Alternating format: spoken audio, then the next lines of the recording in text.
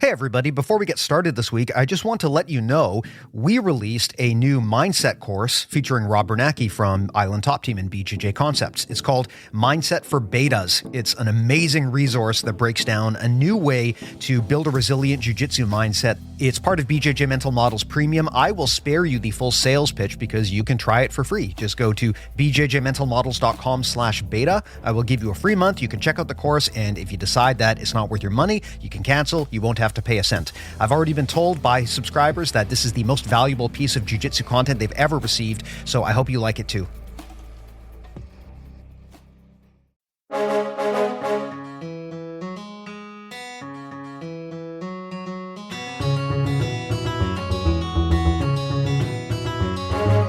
Hey, welcome to BJJ Mental Models, episode 370. I am Steve Kwan, and BJJ Mental Models is your guide to a conceptual and intelligent jiu-jitsu approach. And I'm returning again with friend of the show from Dark Bear Jiu-Jitsu, Nick Volpe. Nicholas, my friend, what's up? How? Just getting ready to enjoy the holidays and excited to chat again. How are you doing? I am also doing well. This episode should go out in the middle of the holiday season, and we had been on a call the other day, and you suggested you had a holiday-related topic that you wanted to talk about, which I thought this would make an amazing episode. So why don't you introduce it? Tell everyone what we're discussing today, Nicholas. We're doing none other than the gift wrap. It's a holiday essential, and I purposefully withheld teaching the gift wrap when I went over side control in the back for my classes, just so I can fit it in thematically with the holidays. An amazing holiday technique for your family and friends, but also an amazing jiu-jitsu technique. Now, I don't want to assume that everyone is all up to speed on what this is, even though it's probably a pretty basic thing. Let's start from the first steps. How do you describe the gift wrap? How would you introduce this and explain it to someone who's unfamiliar with the language or the idea? Yeah, it's essentially a modified side control, and I am forcing my partner to wear their arm like a scarf. And I think that's kind of how I usually introduce it to classes. And for people who have never done jiu-jitsu, never seen it, they always get a little puzzled. Like, you're going to make somebody wear their arm like a scarf, or once you see it, it makes a ton of sense. I love that explanation. That's not only a really strong verbal cue, a great external cue that explains what you do to your opponent's body, but also it's thematic, right? I mean, we're in that cold winter weather.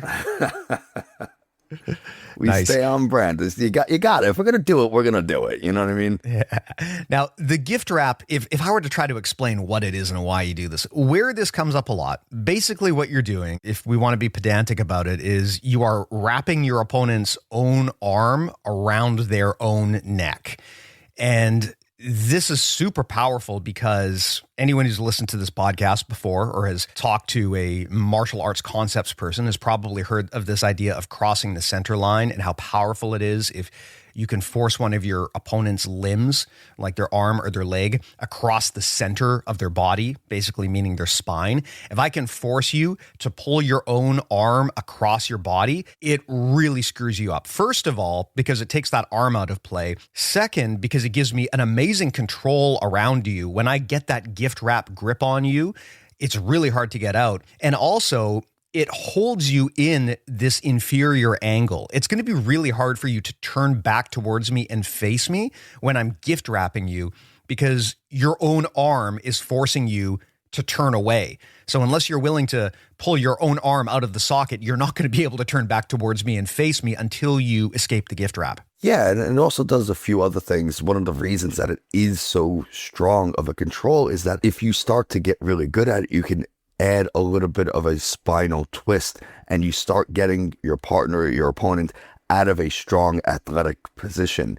And now, even if they are bigger or stronger, they can't throw their strength and weight around the same way because you are forcing their body into a pretty weak structure. So as somebody who doesn't like to move a lot, I want my partner, my opponent to do all the work and I want to do very little.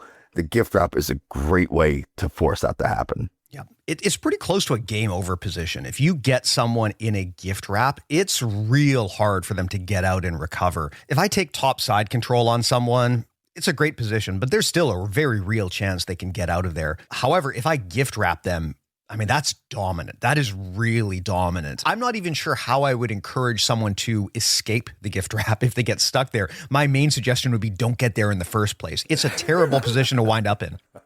Yeah, honestly, I'm sure somebody better than me has a good way to escape the gift wrap once it's kind of set in. I don't have a great one. I give the same advice as you do. If you're in it, it's already too late. Don't get there. That's usually my answer as well. But the thing about it is because even if they start to move around, one of two things is going to happen most of the time, and I might be jumping ahead a little bit, but there are submission options that I like to do because I love the gi. I mainly do the gi, so there are some cool choke options, and it just usually forces somebody to expose their back, which is what I want. And if we go back to the beginning of the year, back in February, there was a BJJ Mental Models camp at Princeton Jiu-Jitsu that I attended. And we were just kind of, one of the sessions we were chatting, it was fantastic, by the way. If you haven't gone to a camp, I highly, highly recommend it. But in one of the sessions, we were just chatting about what our game plan is. How do we come up with the game plan? And if you're more experienced, how did you come up with it previously? And for me, it was always get to the back. I want back exposure. I want to set in rear nakeds. I want to set in bow and arrows. Like those are the types of things that I like to do. And so you start thinking of all these ways to access the back and create back exposure from positions where it might be traditionally more difficult to get to the back. The gift wrap is the answer for side control. At least it has been for me. It's going to really open up that back exposure, or they're going to kind of stay pinned because they don't want to give their back, but by not giving their back, they're stuck flat, and now you have them controlled in side control still. So it is very, very powerful for just a couple of those reasons. Well said. Now, with the gift wrap, what are the indications to you that it's gift wrap time? What are you looking for where your opponent positions their body in such a way that it signals to you that now is the time to move to the gift wrap? Anytime that they themselves cross the midline with that near arm, it's gift wrap time. And I will try to force it by doing a Kimura or an Americana from side control, top side control, because most of the time people are going to reach over to defend their own arm, and that is my bait to get that gift wrap. They are reaching across for me. I don't have to use strength or effort to force their arm across, so that's a great time to do it. If you start playing around with some type of collar choke, paper cutters, or canto chokes, people tend to do something to defend their neck. That's another great time to just kind of shuck their arm a little bit further across their midline or get control of it. And then you can start accessing the gift wrap from there. So those are the ways I typically do it. I'm sure somebody could just grab, 2-on-1 and push the arm across, but you are really signaling to your partner what you're trying to do. And it might be a little harder to set in because they're more aware of it, and they might start, panicking before the trap is really set. Well said.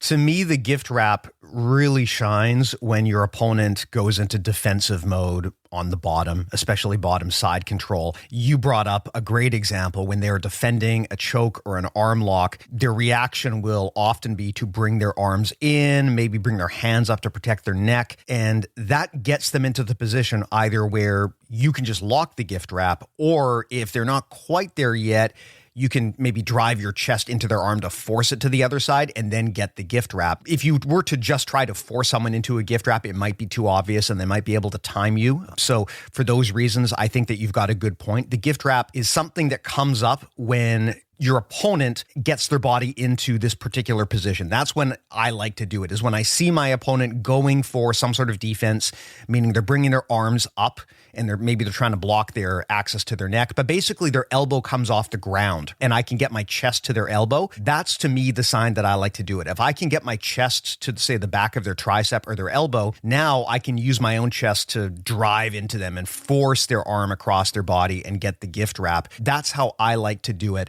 If you were to sit there and try to force a gift wrap on someone when the timing isn't right, then yeah, it might be just a bit too obvious and they might be able to get their hand to the ground. They might even be able to use your energy to create space and escape. But such a common problem in jiu-jitsu is, hey, I got to side control. Maybe I got to mount and my opponent is just shelling up. They are doing what Rob Bernanke calls taking your ball and going home. So their number one focus now is just, I'm going to defend. I'm just going to sit here and I'm not going to let you arm lock me or choke me. Beginners often get very frustrated when that happens because they're sitting there and they want to get that arm bar or they want to get that cross collar choke and their opponent just won't let them do it. This is a good time to start thinking about switching to the gift wrap, because when those arms come up, you can now start pushing or forcing that arm across their body with your chest, for instance. Once you lock them into that gift wrap position where their own arm is around their neck like a scarf, now it's a lot easier to go back to submissions if you want to do that. Yeah, and using the chest on the elbow, like on the tricep, is a great anecdote, something I do all the time. When I go for my arm lock, I'm really going for that arm lock. It is not just like oh, look, I'm going for it. I'm getting 2-on-1 because I need my partner to respect the threat of the submission. If they don't think the submission is real, they're probably not going to defend it the way I want them to. So I'm going to create a dilemma. I'll let it get 2-on-1, and there's a good chance that I get this submission or I really, get deep into it and force a lot of energy for you to defend, or you're going to bring that arm across for me. Either way, I get what I want. So I'm pretty happy with it. And then once they do bring that arm across, not only do I put my chest on their tricep to hold it there for that moment so I can grab their wrist, but once I do that, my chest is now going to wedge under their shoulder, because I don't want them to put their back flat on the mat anymore. So I use my chest now behind that shoulder blade to keep them on their side. And again, one of two things is going to happen. They're going to stay put because they're going into that defensive, take their ball home type of thing, or they're going to keep moving forward and rolling and give me the back that I really want. Actually, that's what I'm trying to get to the whole time. So I can, again, take steps to force the position I want and not really give my partner an opportunity to go anywhere else. Yeah, when you take a position past the guard against someone, so side control or what have you, the person on the bottom at that point, they want their body to be at a 45-degree angle relative to the floor.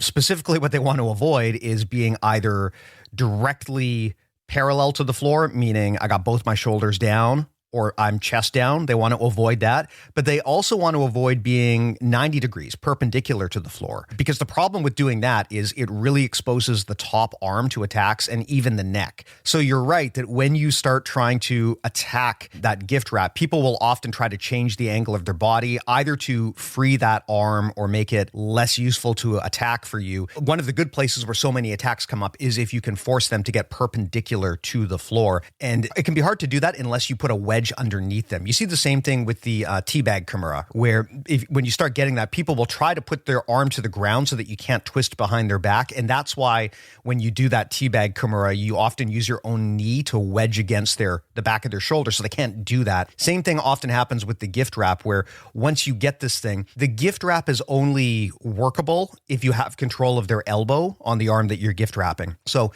people might try to defend it by going shoulders down to the back down, and then putting their elbow onto the ground. If they can get elbow onto the ground, then your gift wrap is kind of weakened quite a bit, right? So that's why you use your chest against the elbow or the tricep. If you don't do that and they're able to put their elbow back to the ground, then you lose the gift wrap. Now, the funny thing is, and this is why I like the gift wrap, even if they do that, even if they put their elbow back to the ground, they're still in a really awful position. That's the beauty of it, because like I just said, when you pass someone's guard, they now want their body to be 45 degrees to the floor. If they are parallel or perpendicular to the floor, they're going to have a bad time. So if you go for that gift wrap and they try to defend by pinning themselves, by putting both of their shoulders back on the mat so you can't get their arm, cool, you just pinned yourself in bottom side control. I might not have the gift wrap anymore, but I'm still in an amazing position. So it's that beautiful dilemma that you talked about, right? Either we can play this gift wrap and I can take your back or arm lock you or whatever,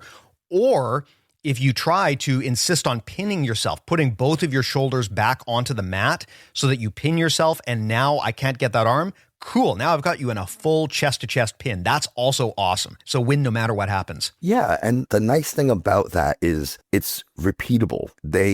I go for the gift wrap. They pin themselves by putting their shoulders flat on the mat. They get their elbow tight to themselves. okay, well, now I'm going to use my hips to trap that arm, and I'm going to reattack that far side Kimura.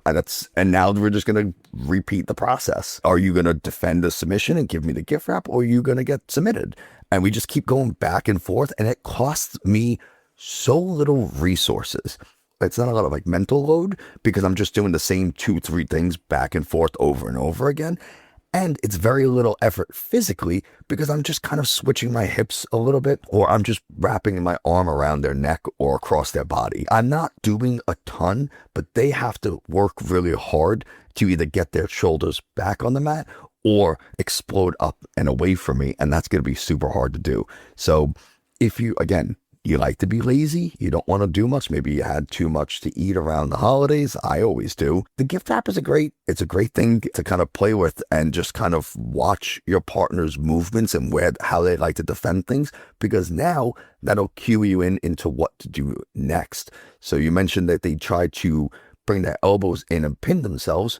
Well, that might be a good time to start setting up canto chokes. If they, you have that gift wrap and you're grabbing their wrist and they pull their hand out, well, maybe just grab their, near side lapel, and now you could start setting up some type of hitman choke or bar and arrow or other things. If you monitor their defenses and their reactions the first 2 times you try something, the third time's probably not going to be very different, and it might give you a really good insight into what your next step should be if you can't go back to the gift wrap, or if you want to, again, set it up so that, I know every time I do this, they pull their arm across, their neck is exposed, I can start setting up a hitman choke or a bow and arrow or canto, whatever it is. Yeah. Another great thing about the gift wrap is it has incredible versatility. There's a lot of techniques in jiu-jitsu that only work in very specific contexts, in very specific situations. Like maybe you've got to be much bigger or much smaller than your opponent, or maybe you've got to be doing this in the gi. The gift wrap works everywhere. I have never sparred with someone who is too big to gift wrap. It always works.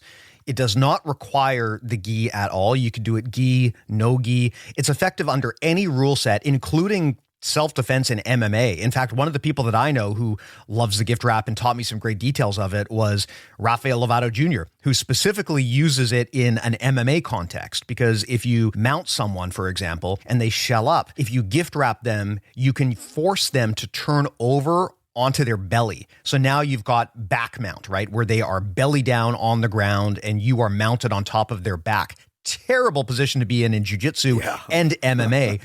It is an incredible position because of all of that versatility. It doesn't require any attributes.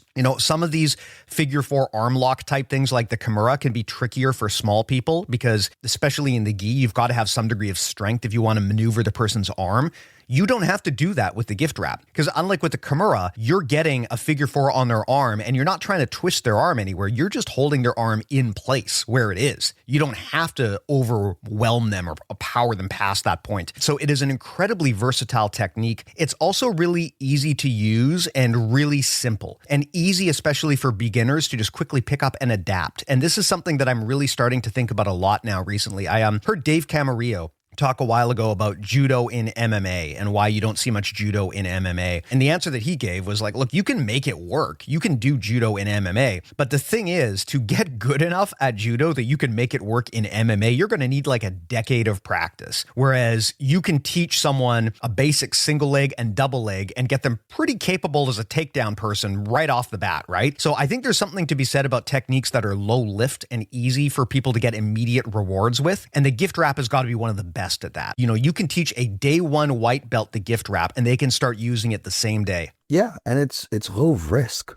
What's the worst case scenario? You lose the gift wrap, you're still in side control. The absolute true worst case scenario is they escape your side control. But if they're able to escape your gift wrap and your side control, then they can probably just get out of your regular side control. So not really a factor there. But again, if they get out of the gift wrap, there's really no harm. You're basically just where you were. So it's really easy for people and for students to try it and practice it under resistance on someone who's not cooperating. And that will give you really invaluable feedback and you get really good at it very, very fast.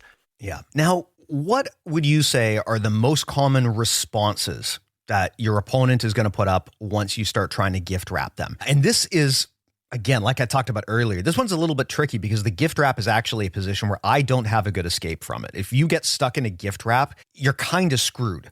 But I would like your perspective on what you think your opponent is likely to do when you try to gift wrap them, just so that you can be ready for that. My students know exactly what I'm going to do, so my answer might be slightly biased in that way. Most people will just immediately try to pull their elbow out. They're going to try to get their elbow to their ribs. It's doable if you're very strong or if I have a poor grip, but it's very hard to do. But that's usually the first thing they're going to try to do, is kind of extract their elbow. The other thing that people tend to do that I want them to do, because I'll give them a little nudge in that direction, is they're going to turn. They're going to start turning away, expose their back to me. And I give them that nudge. The way I do it is I don't just hold their wrist when I have that gift wrap. I will try to advance it up to their elbow. And now I have incredible leverage to force them to turn. And so they kind of have to go with it or want to go with it to relieve that tension, and that will help expose their back. I never like to be the guy that like quotes Sun Tzu in The Art of War, but I'm going to more or less quote him. If you give your opponent an escape route, they will take it. And so if I allow them to go somewhere, they're probably going to do it. And if I know where they're going to go, I can beat them there. So I know if I grab that elbow and kind of start turning them or doing something to allow them to turn, they're probably going to take it because it's just human nature. It's very easy to just jump straight on that back. But those are the two more common responses, is elbow extraction or exposing the back. Some of my students kind of play that possum. They keep their hands really close to their neck because they know a punch choke is on the way. So they don't want that to happen. So they kind of try to stay, like you said, on that 45, not let me get my free hand under their arms and to the neck. So they kind of just hang and wait for me to move a little bit, and then try to find their opening based on where, you know, everyone's weight is shifted and where there's the least amount of tension. So sometimes I think doing nothing is actually the better response.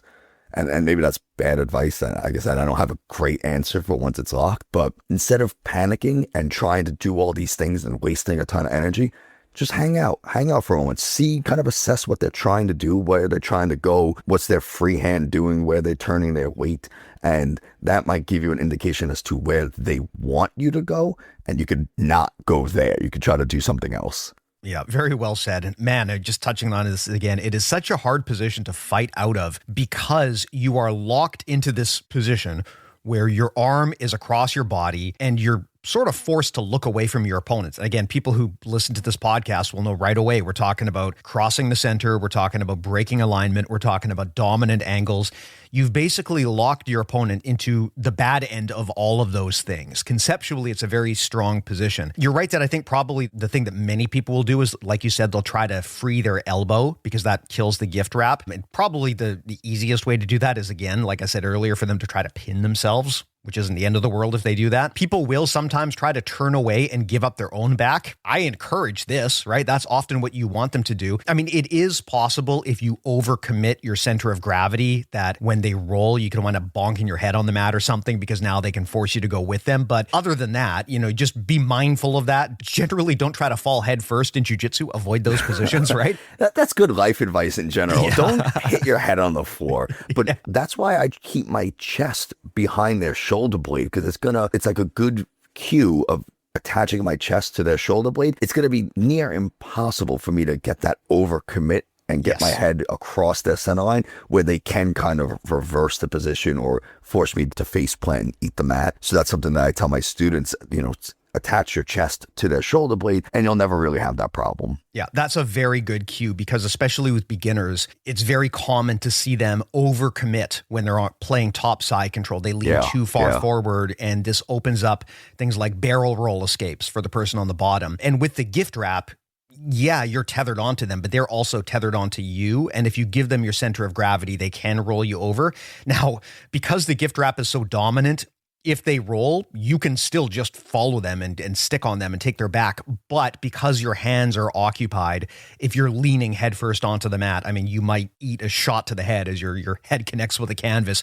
Generally, I discourage people from being in situations where they could be landing headfirst on the mat. So, avoid that. But your cue is a great example. If you keep your chest behind their tricep or to the back of their shoulder, then you're not going to get into that position where you're leaning so far forward that you're going to face plant. That's an important thing, especially if the person is bigger than you, because if they're bigger than you, their body probably has, much more circumference. And that means if you try to roll over top of them, it's going to be a bigger fall for you. So it is important, I think, to at least be mindful of that. But once you develop that awareness, it's super easy to stop that from happening. Yeah, and the fun part about the gift wrap is we've talked about all these things that you can do to your partner and the ways that you have these control points, but all of that is just with one hand. We still have a second free hand that we can kind of do whatever we want with, and that's what makes this so strong, is that all of this control that we've talked about is just good body positioning and one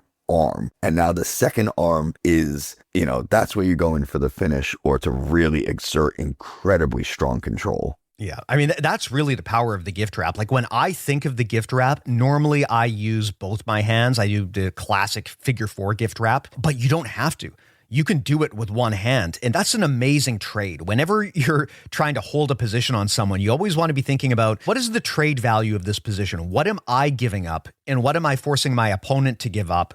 And who's getting the better deal out of this? This is important because sometimes you're committing, one or both of your hands, but you're actually not getting much in exchange. And so it's technically a bad trade if your opponent has more than you do. If you're committing both of your hands and you're not getting much control out of it and they can still move around, not a good grip. But with the gift wrap, even with just one hand, you can hold their own arm wrapped around their neck like a scarf. That is an amazing value to get for just committing one of your hands. I mean, I can't think of many situations in jiu-jitsu where you can commit just one of your limbs and get that much control for doing so. Normally, you have to commit your whole body to be able to hold someone in position like that, which I think is why the gift wrap is so important, right? I mean, if you want to hold someone in mount, for example, or back mount. Yeah, like you said, mount. I need my legs and my hips to cover their hips and control their hips.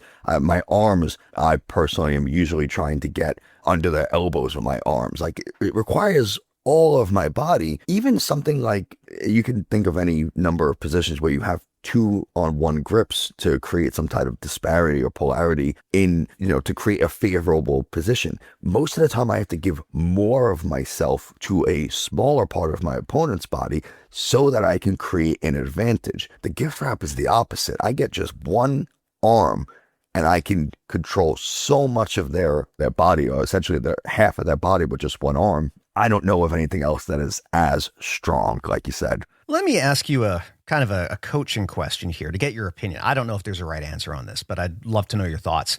So there's been a lot of chatter around the community recently about fundamentals in jiu-jitsu. And what is a fundamental? What makes for a good fundamental? And I've heard a lot of different answers. I guess the traditional answer would be you carve out a handful of positions and techniques, and we call these fundamentals. So at many classic gyms, that's going to be things like close guard would be considered a fundamental, or the arm bar or the triangle. I actually challenge this approach to defining the fundamentals because it's completely arbitrary, right? I think that whatever we call fundamentals should be something that is immediately useful to beginners and broadly applicable kind of across the board, right? Whereas a lot of the stuff that we teach beginners, so for example, the pendulum sweep or the scissor sweep, I would say that there are far easier, higher percentage ways to sweep someone than doing these. So I challenge people defining those as fundamentals. I've heard other people say that, maybe fundamentals should not be techniques, but they should be concepts or ways of thinking. How do you think of fundamentals? And I ask because as we have this conversation, it really makes me think that maybe we should consider the gift wrap to be one of the most fundamental things we teach people because of how broadly applicable and easy it is. But I'd love your thoughts on kind of where this fits into the journey. Do you agree with me on this, or do you have a different way of looking at what a fundamental technique would be? No, I fall into the camp of fundamentals are probably closer to concepts. It can't be a fundamental if it's a niche aspect of the sport or the martial art, right? That's just not what a fundamental is. So the ability to pin somebody is a fundamental, but it's a concept. There's a bunch of different ways to do it, and the pins arise from all these different areas and scenarios, and the gift wrap is a way to pin somebody. So I personally am a little bit more on the conceptual base. If I can give you an idea of like, hey, cover their hips and shoulders. I don't care how you do it. That's how you pin somebody. Keep their back on the mat or their chest on the mat. Cover hips and shoulders, and you have now pinned somebody. That is probably closer to a fundamental to me than explicitly showing somebody a traditional, jiu-jitsu side control. Yeah. I just think of the things that many people consider to be fundamentals. And I can just think of so many examples where those techniques don't apply, or maybe there's caveats around them. So as an example, if you consider closed guard to be a fundamental, I mean, okay, I can understand the argument, but I could also point out that with closed guard, there's a lot of situations where that's not going to work so well for you. I mean, if you are giving up a lot of size to your opponent, it can be very hard to play closed guard effectively against someone who's much bigger than you and doesn't want to be there. A lot of other techniques, the cross collar choke, something that many people treat as a fundamental, that's pretty restricted in terms of where you can use that. First of all, you have to have the gi.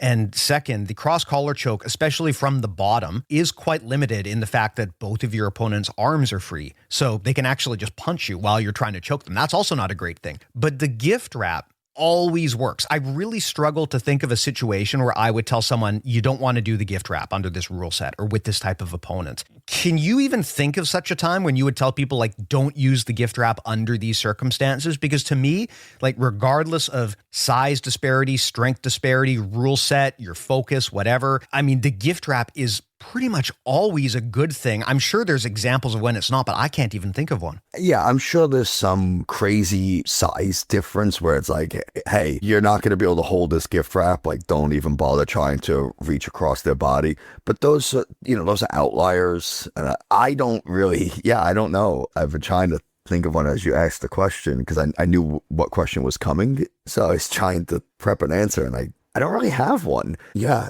honestly, I think people should probably reformat their fundamentals to include the gift wrap. It's not something that had really crossed my mind as like gift wrap is a fundamental, but it does check a lot of the boxes of maintaining a dominant position, covering the hips and shoulders for pins, crossing somebody's arm against their midline, spine twisting or taking somebody out of an athletic position, creating dilemmas, forcing better dominant positions like exposing the back it kind of does everything pretty well. And so now I'm really starting to think that I think the gift wrap should be in everybody's, maybe not day one, but like week one, month one, definitely fundamentals curriculum or courses, because it's super good. It's so good.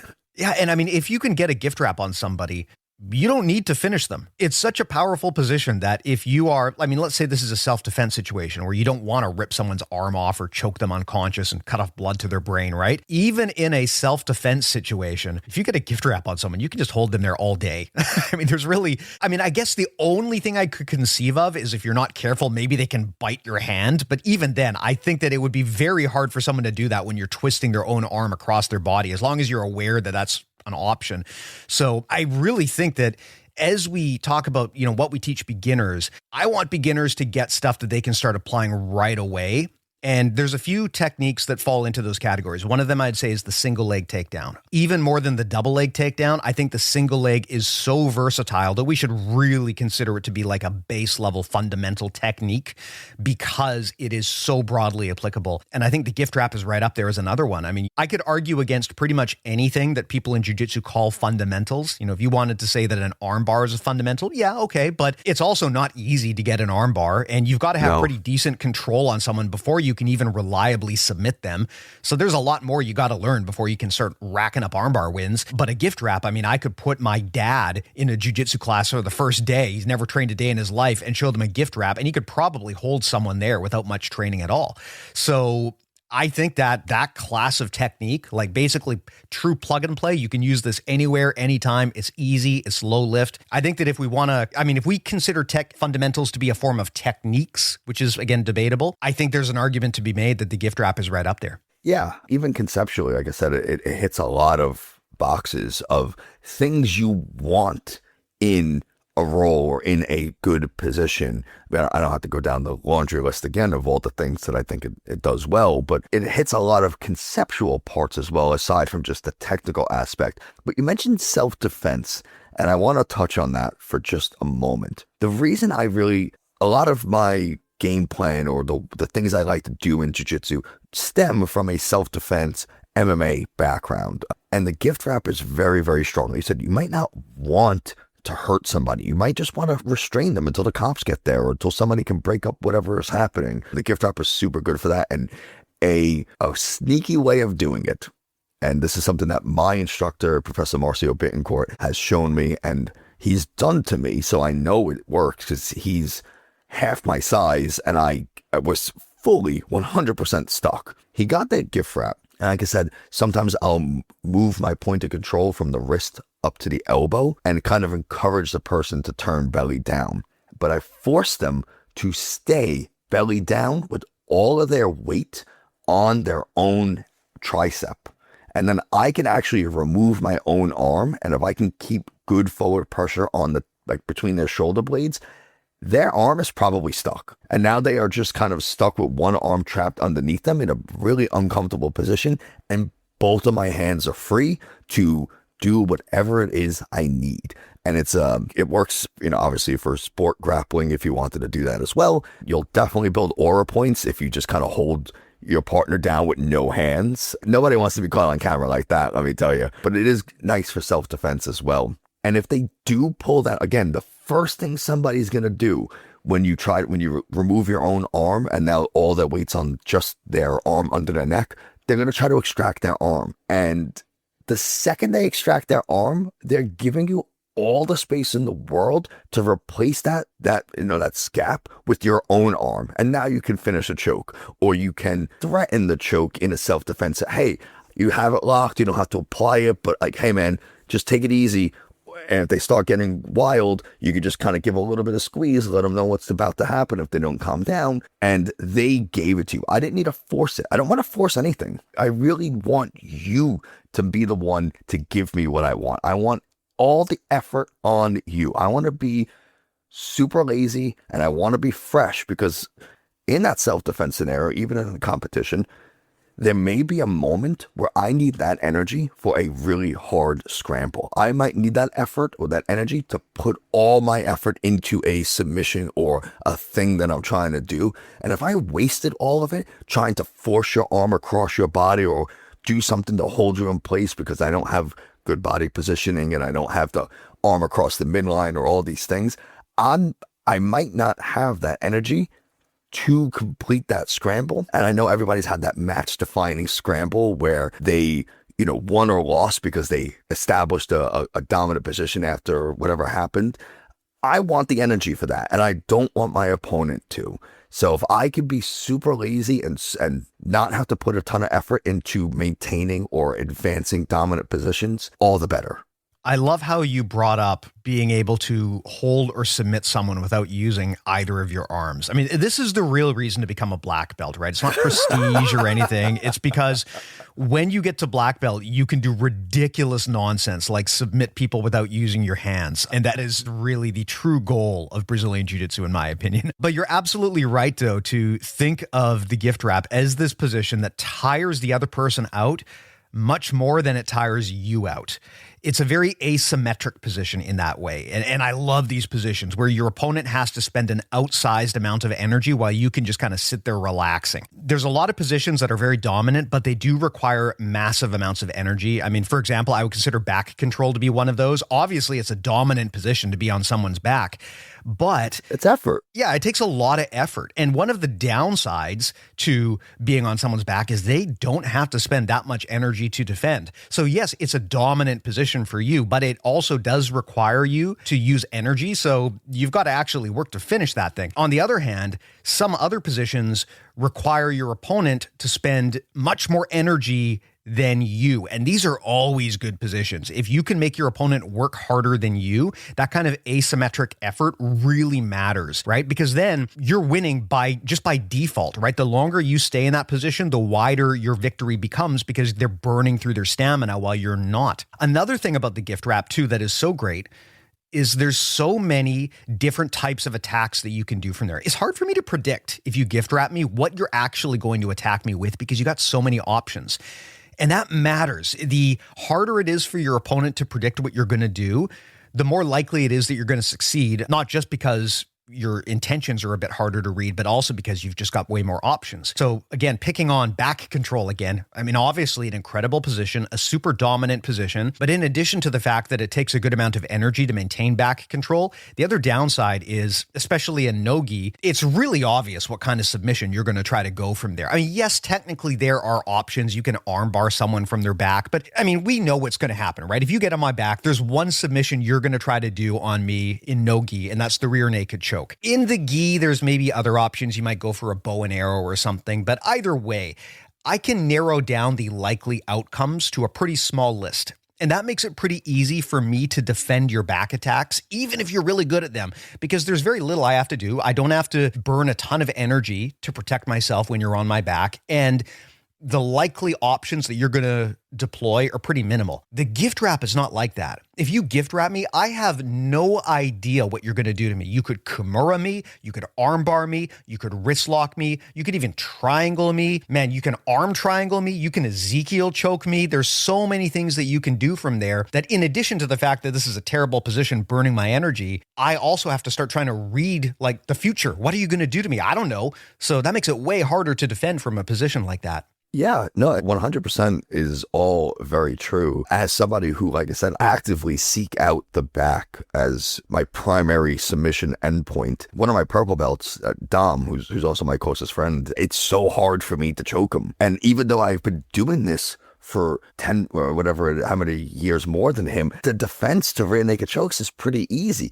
Now, you do get individuals like Andrew Tackett who start doing these arm-in rear nakeds, and they're fun to do. But like you said, the number of options, super, super small. That gift wrap, my number one, punch choke. I'm going to look for it every single time because it's a strong finish, and nobody likes it. Nobody likes that punch choke. It's super uncomfortable. If you just get your knuckles onto the opposite side of their trachea, onto the blood vessels, the carotids, what are they supposed to do? Well, the nice thing about that choke is whether you get the choke or not, they will definitely move. Like if you want to get them to move, especially to give up their back, you go for a punch choke from the gift wrap, they will definitely start moving their body to try to get out of that, right? So I think punch chokes are very underrated in jiu-jitsu. People often look at submissions and their value just by finishing percentage.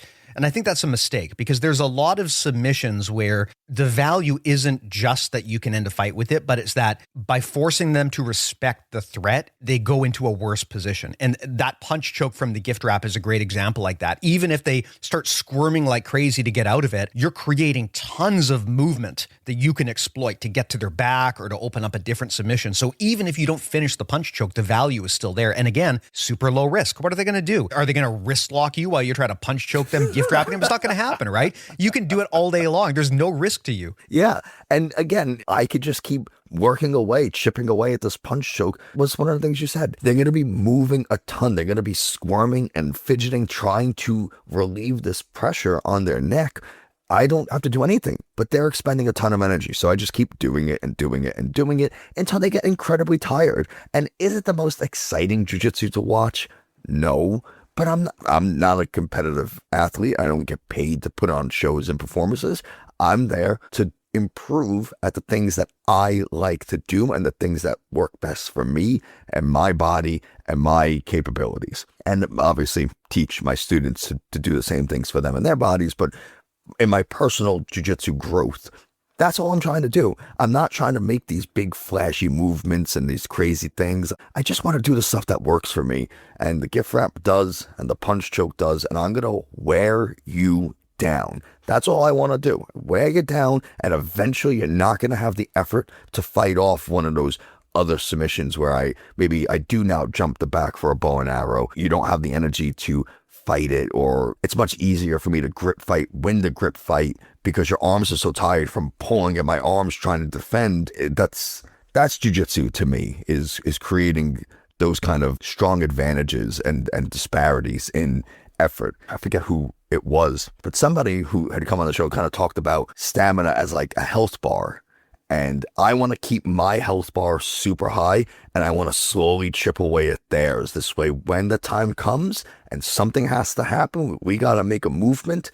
I have all the energy to attack, and they have none to defend. Because attacking, and I was listening to someone talk about like war game theory, and offense needs to be 3 times stronger than defense in order to have an effect, to break through, to punch through.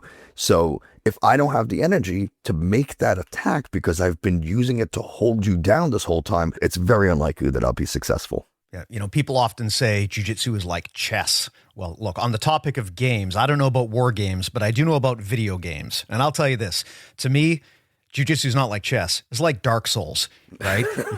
You're going to die. You're going to die a lot. That's how you get better. And you have to watch your stamina bar. If you run out of stamina, you can't fight effectively anymore. So you always have to watch your stamina bar. That's one of the most important lessons as you get more experienced in jiu-jitsu, is regulating your own intensity so you don't burn yourself out, right? There's no athlete in the world who is so good that they have unlimited cardio. No, and my students, I could do 4, 5, 6 rounds in a row with all of them, individually, fresh, like I could Shark Tank myself with my students and come out of it not very tired if I'm trying. And they look at me like it's magic. And it's like, nah, man, I just know how to make you work a lot harder than me. And keep coming to class, keep learning, keep applying the things we're doing and looking at these concepts. And don't be afraid to fail. Don't be afraid to try it.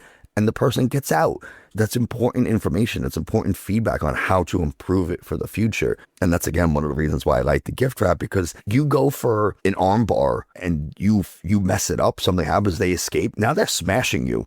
And now you're probably in a really bad spot. So people might not be as inclined to attempt the arm bar on somebody who's resisting or in a real roll, because the consequences of failure are much higher. There are no big consequences to failure for the gift wrap.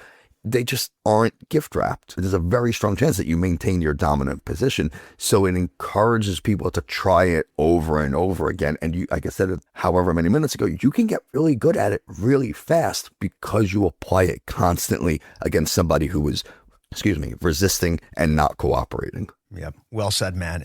Something you mentioned earlier too was, you don't care if your jiu-jitsu is flashy or exciting. I would say that in the case of the gift wrap, in terms of boxes it checks, it's even fun to watch. There's a lot of stuff in jiu-jitsu that's not really fun to watch unless you really know what's going on. I mean, if you were to take a layperson and have them watch someone hold someone else in an inside senkaku, it's going to be boring. They got no idea what's going on. But when you see someone wrap someone else's own arm around their face like their little brother, right? It's hilarious. It's objectively hilarious to watch people have to deal with this. So I'd say even in terms of spectator friendliness, the gift wrap checks that box too. You could be, and this, you didn't hear this from me, all right? Because I don't want to be blamed for anything. But when you get that gift wrap and you get them to turn just a little bit and you go into a knee on belly and you put that knee on their floating ribs while they're on their side. Ooh.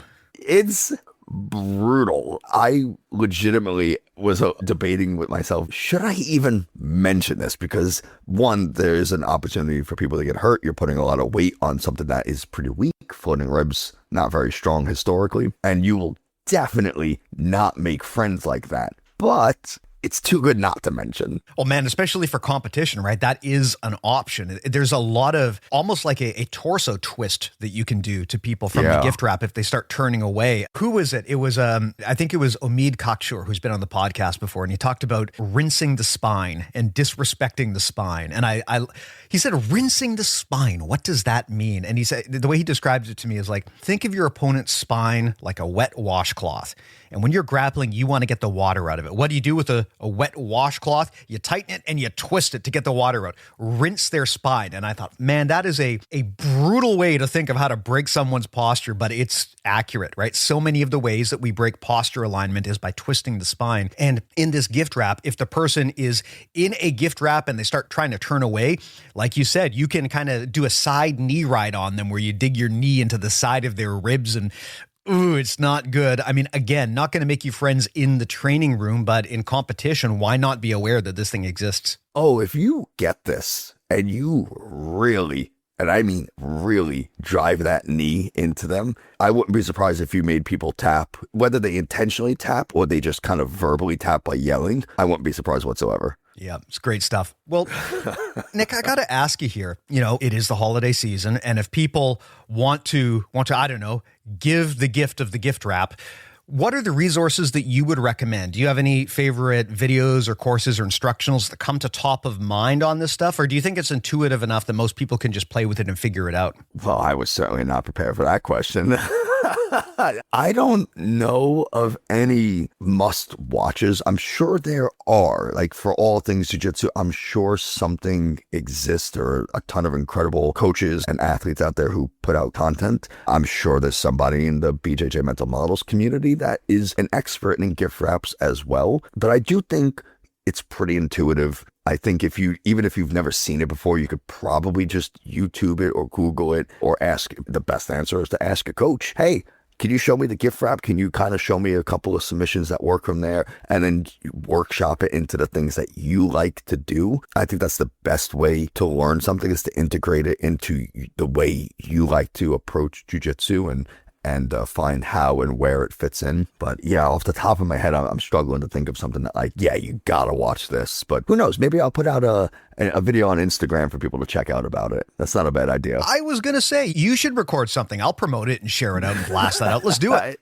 Yeah. I'll record something. I'll get something for the holidays. It'll be a thing. Fantastic. Well, if people want to learn more about you, follow you, or check out your gym, Nicholas, how do they go about doing that? It's Dark Bear Jiu-Jitsu. You can find us on Instagram. We are always welcoming of visitors. So and there's actually been a few people who have listened to the last time I came on. I was like, ooh, I want to go check out his gym, and have come, and they were all super, super nice. So anytime somebody wants to stop by, we're always happy to have them. But Dark Bear Jiu-Jitsu is the best way to find us. Fantastic, my friend. Well, I will put links to all of that in the show notes to make it easy for people to find. I'll also put a link to our stuff. We're also easy to find. It's all at bjjmentalmodels.com. We got tons of full-length episodes like this, plus mini episodes that just cover individual concepts much more quickly. They're all completely free. Our newsletter is about 15,000 subscribers strong now, so you definitely want to get on that too. And again, all completely free. Where you want to level up with us, that's what BJJ Mental Models Premium is for. We got 3 different tiers there. The base tier, which is what most people are in, gives you access to the world's largest audio library of jiu-jitsu content on strategy, concepts, tactics, and the like. If you like audio style courses, if you like more conceptual discussion, if you like Audible and Masterclass, this is the product for you. One of the most popular in the world for a reason. You can also go up to our coaching tiers if you want direct rolling reviews from some really elite level coaches. And you can even go to our pro tier if you want expanded coaching, or if you want support on your business. If you're trying to get your business off the ground, we can probably provide some lightweight, easy, low effort on your part support to get that to happen. So please do consider checking all of that out. It's all at bjjmentalmodels.com. But again, I'll put a link to our stuff and also to Dark Bear Jiu-Jitsu in the show notes to make it easy for people to find. But Nicholas, man, thank you for doing this really fun, really topical conversation. Great holiday chat. Great way to close out the year of 2025. Thank you so much for coming by and having this chat with me. Oh, no, it was a pleasure. I always love talking jiu-jitsu, especially things that, I like to do. So it was super fun. Thank you, as always, for having me, and hoping to come back soon. Love to have you back. And thank you to the listeners as well. It's been a really weird year, as everyone I'm sure can imagine, but everyone in the community has made it so much better for myself and for everyone else involved. Thank you so much for being part of the BJJ Mental Models community, and we will talk to you soon. Happy holidays.